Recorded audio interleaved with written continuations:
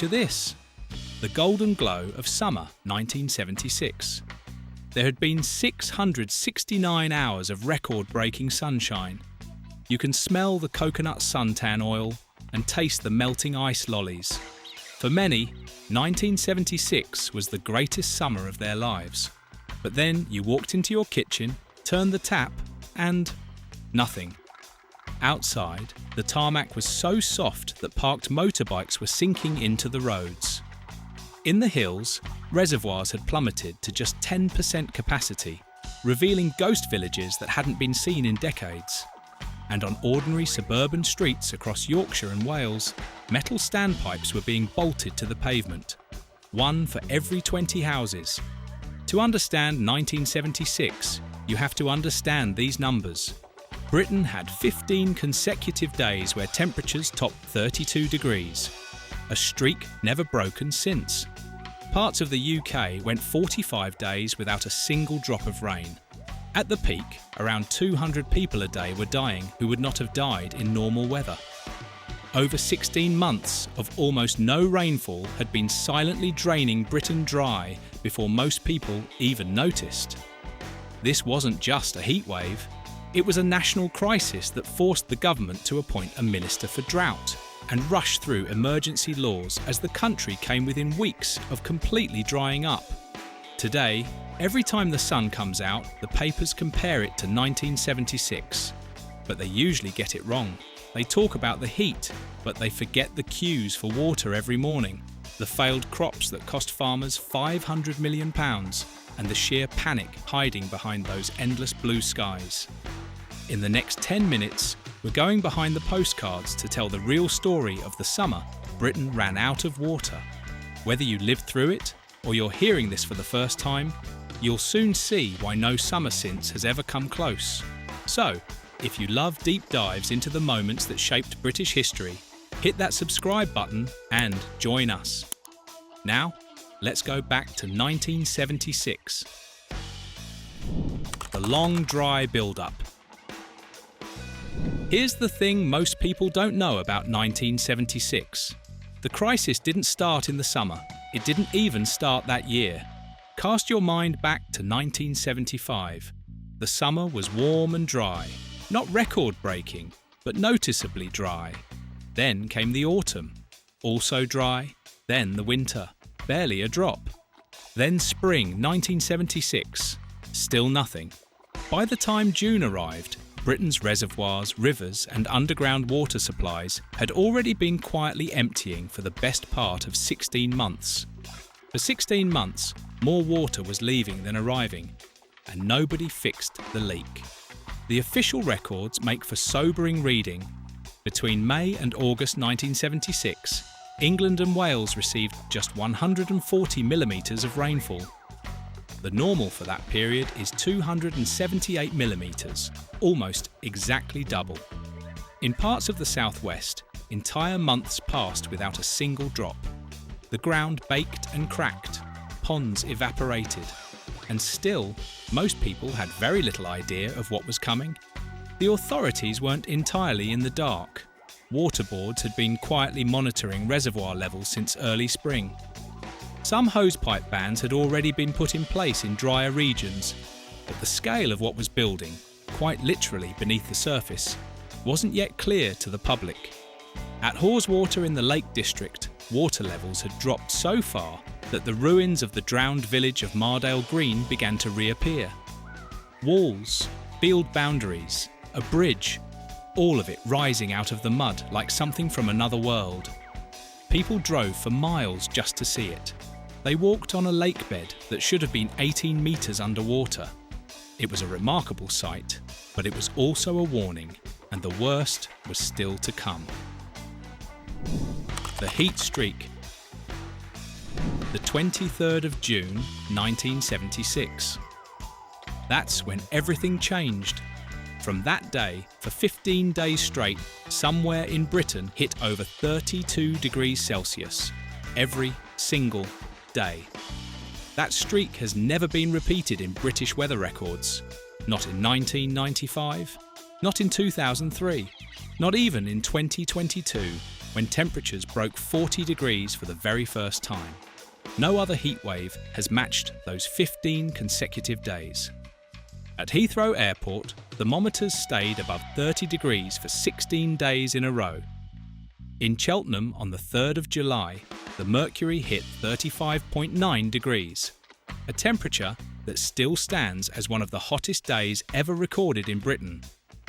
5 days earlier, Southampton had reached 35.6 degrees, a UK record for June that remains unbroken to this day.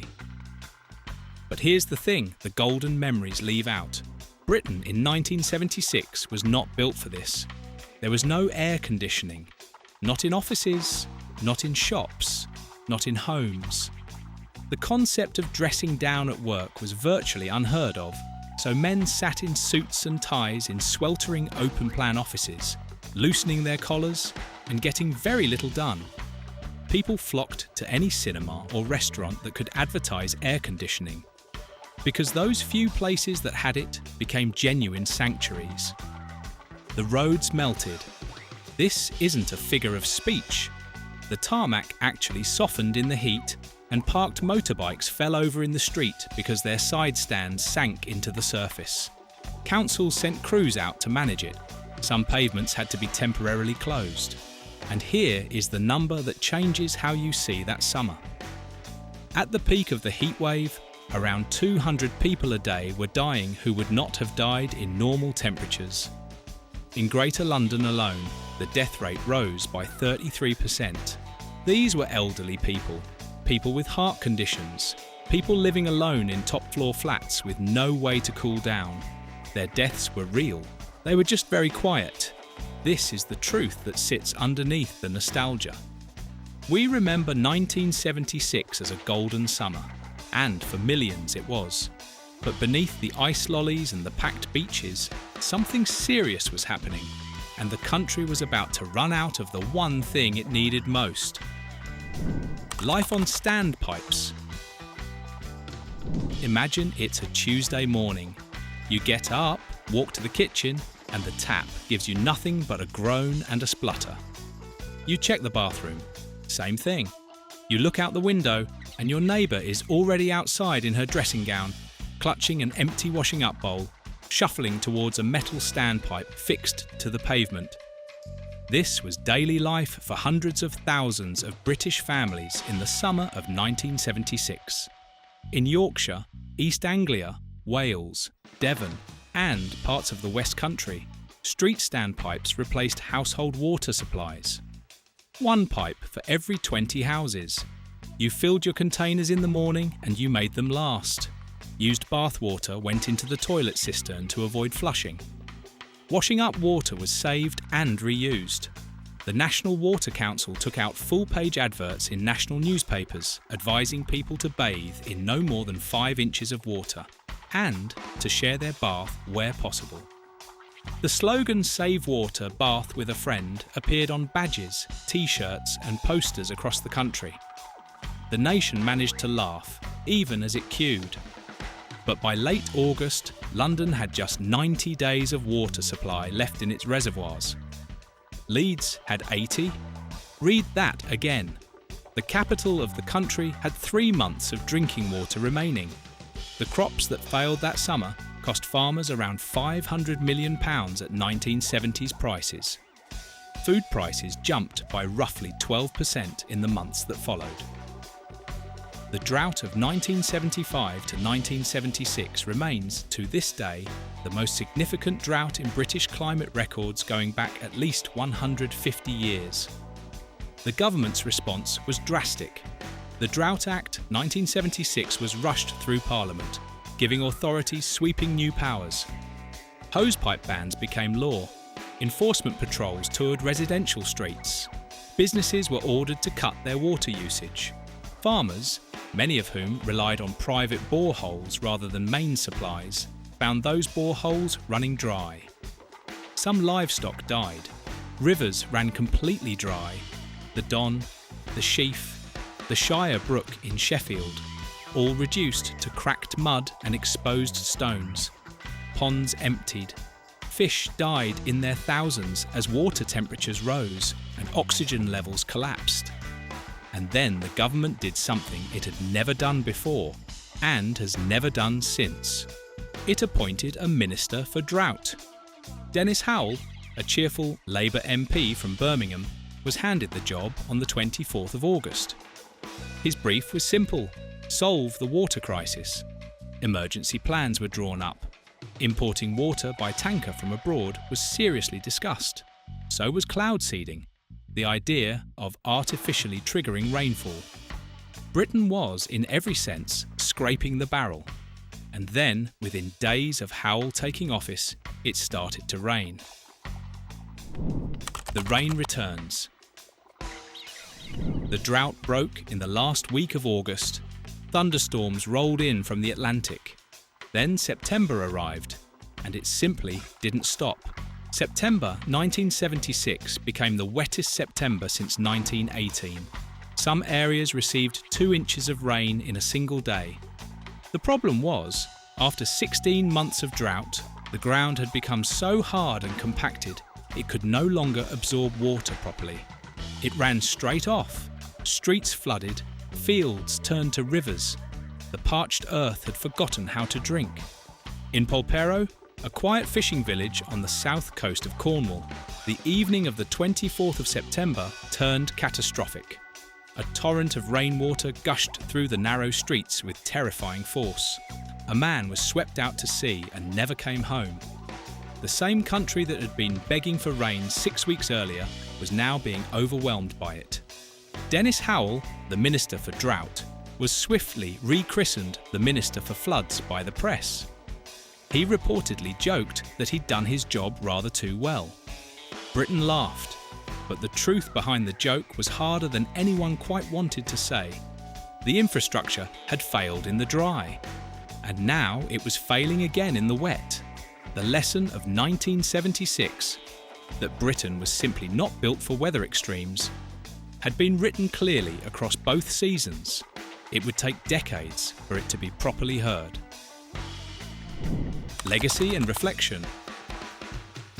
So, what do we actually make of 1976?